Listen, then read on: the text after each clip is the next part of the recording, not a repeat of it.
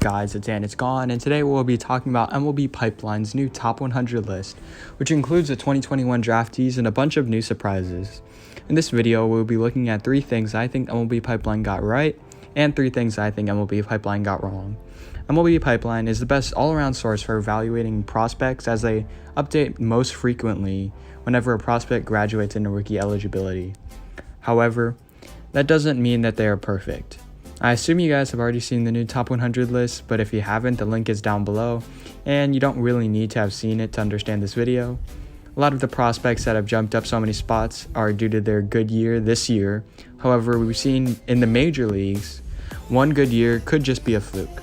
Another thing MLB Pipeline seems to do is undervalue pitchers and also take ERA too much into account when evaluating them. In my opinion, stuff is a bigger factor than ERA, as a starting pitcher with great stuff just needs to tweak something in his delivery to be the next great MLB pitcher. I'm fully expecting this to be my most controversial video yet. Before we get on to this video, could you guys please hit the subscribe button? Currently only 3% of people who watch my videos are subscribed, so if y'all do, not only would it help me grow my channel, but I would also very much appreciate it. And without further ado, let's get on to the video. The first thing I think that MLB Pipeline got right was putting Orioles right-handed pitcher Grayson Rodriguez as the best pitching prospect in his class. Ever since he was drafted with the 11th overall pick in the 2018 MLB Draft, all he's done so far is produce great numbers. His worst season was in 2019 when he posted a 2.68 ERA and struck out over 4 times the hitters he walked. He also held opponents to a 171 batting average. Keep in mind, that was his worst year in the minor leagues so far.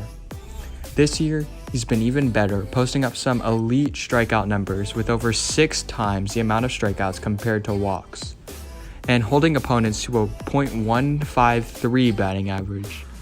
His pitches also look like they could translate very well to the major leagues, with a fastball with some elite spin rates that can also touch 99, and that's his main pitch, but he also has some plus out pitches with his changeup, which sits in the low 80s, and his curveball, which he occasionally mixes in, and it sits in the 70s to 80 range. He's a large guy, 6 foot 5 inches, and uses that large frame to generate that consistent velocity on his pitches while not overexerting himself. I had him as my main guy in my 5 pitching prospects to keep an eye on in 2021, and he has certainly surpassed my expectations for him. Another thing that I think MLB got right was having their best prospect from the 2021 MLB Draft be Marcio Meyer as the 9th ranked prospect in the entire minor leagues, despite going number 4 to the Red Sox. Almost unanimously, scouts agree that Meyer has the best hit tool and best fielding tool out of all the draftees, and he was also signed for overslot value by the Red Sox, as both parties know that he shouldn't have fallen to 4. He has a smooth left-handed swing that generates some easy power, and unlike many other young high school players, he doesn't force that power to come at the expense of strikeouts, but lets the power come naturally with his swing. He also has good strike zone awareness, which could allow him to have a fast track to the major leagues very soon. He would be considered a 5-tool player as well, if it weren't for his below-average speed, but he has quick hands and a great arm, in which he could probably move to third base if he wants to, but why move him when he's such a natural shortstop? The last thing that I like about MLB Pipeline's new list is that Cade Cavalli has been moved in the top 50 prospects. I've been high on Cade ever since he was drafted in the first round in the 2020 MLB Draft.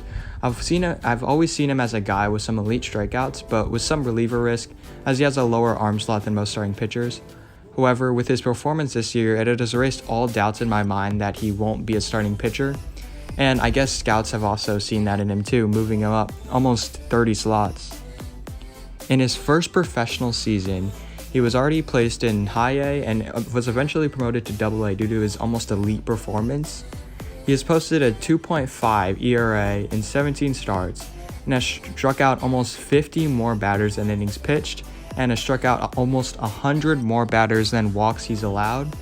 He also has held opponents to a .187 batting average against, and has also stayed healthy throughout the season, which was a pretty big factor in why he fell to the Nationals in the 2020 MLB Draft. Cavalli has an elite 4-pitch mix. He has a fastball which sits comfortably in the mid-90s but can top out at 99, and a curveball, which is in the 82 to 85 range. He also has 2 developing pitches and an upper 80s slider that can also be classified as a cutter, and an upper 80s changeup. Overall, if Cavalli keeps producing the numbers that he's doing right now, he could easily be the Nationals' next ace.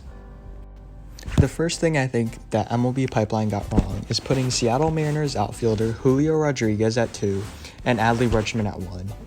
While Adley is putting up some great numbers, hitting .287 across AA and AAA, which are only better once you consider that he's a catcher and is also great defensively, Julio Rodriguez has been that much better, hitting .321 across high A and AA, with excellent defense at a corner outfield position. Julio Rodriguez has also had more consistency, posting up that same amount of production across multiple levels for 3 years, while Adley has struggled a bit in his first professional season at 2019 but made the jump this year. To me, the trump card for evaluating who is the better prospect is who would I want as my franchise cornerstone for a decade. And I would pick Julio Rodriguez over Adley Rutschman right now, and there's no disrespect on Adley. It's just that in my prospect rankings, I would put him at 2, and I think that Julio is just a little bit better right now. The next thing that I don't really like about the MLB Pipeline list is that the Reds' top prospect is Hunter Greene over Nick Lodolo. Again, Hunter Greene is a great prospect, and I don't think he'll come to the majors and do amazing things. I just think that Nick Lodolo is better suited to have both a higher floor and ceiling. Lodolo was drafted as one of the most MLB-ready pitchers due to his elite command when he was in college. He's shown everything that South saw in him so far, posting 105 strikeouts compared to only 11 walks across 2 years. And while he has an extremely high floor as a starter who can move quickly through the system, there's still some potential as he adds strength to his frame and he can bump those strikeout numbers up. Hunter Greene has also shown that sort of potential. However, he also has shown that he sometimes gets wild and has some big innings in which he throws a lot of pitches and gives up some runs. Overall, I think that their ceilings are about the same as top of the rotation starters with high strikeout rates, but Lodolo's floor is a little better, and I think that makes him the better prospect in their system. The last thing that I think MLB Pipeline got wrong is putting Padres' 2020 first-round pick in Robert Hassell at 47. And personally, I think that he should be in the 20s based on how well he's performed, even though it's his first professional season. Hassell was drafted as one of the best prep hitters in the 2020 MLB Draft class due to his smooth lefty swing and excellent hand-eye coordination, which also leads to many walks. It takes a season for scouts to see if the transition from high school to the minor leagues is too much, and Hassell has shown the ability to hit well, at least at the single-A level. He's putting up some otherworldly numbers in single A, especially when you take into account that he's only 20 years old. Hassell has walked almost as much as he struck out, which leads to an on-base percentage above 400. He has a .318 average and 30 stolen bases to boot.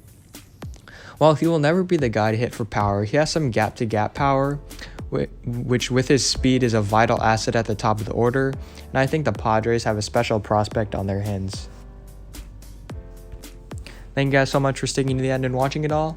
I appreciate it very much. I'm going to post some more prospect videos, probably on the part 2 on the 2020 MLB Draft. And if you have any more ideas, just comment them down below. I'll probably do them. Thank you guys for watching so much.